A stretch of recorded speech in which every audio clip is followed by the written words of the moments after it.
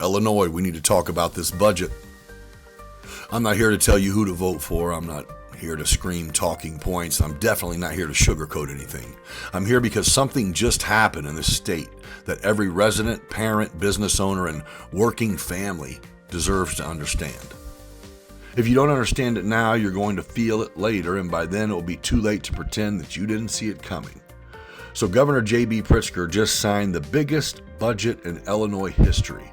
Not debated publicly for months, not explained in plain English, and not broken down for the people paying the bill. Just signed. So today, I want to talk directly to the residents of Illinois, not politicians or lobbyists, but you. Here are the facts. The Illinois state budget is now over $55 billion for a single year. Let that sink in. Since JB Pritzker took office, the state spending has grown by roughly $15 billion a year. That's not a rumor and that's not an opinion, that's math. $15 billion more per year than just a few years ago.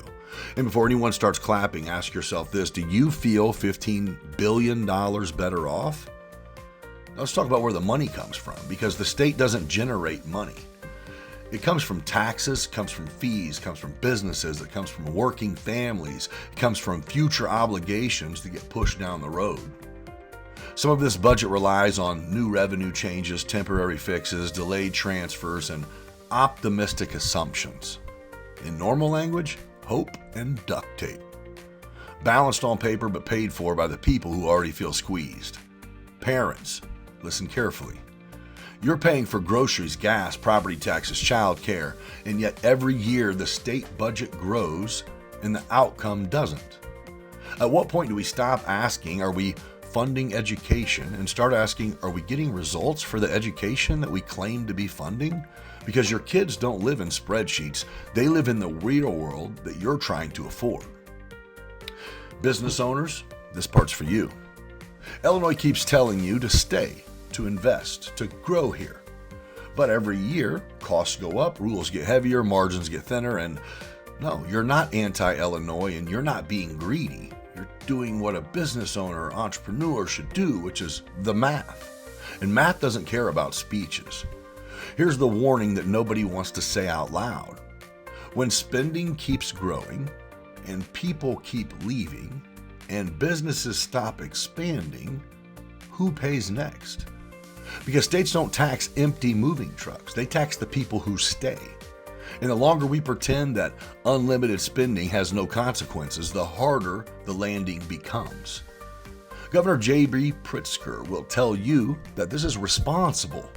He'll say it's compassionate. He'll say it's balanced, and he'll say it's necessary. But leadership isn't just about signing budgets. It's about answering the hard questions that come after the signing ceremony. And right now, too many Illinois residents are asking those questions alone. So I want to ask you, not the politicians, you. At what point does growth become excess?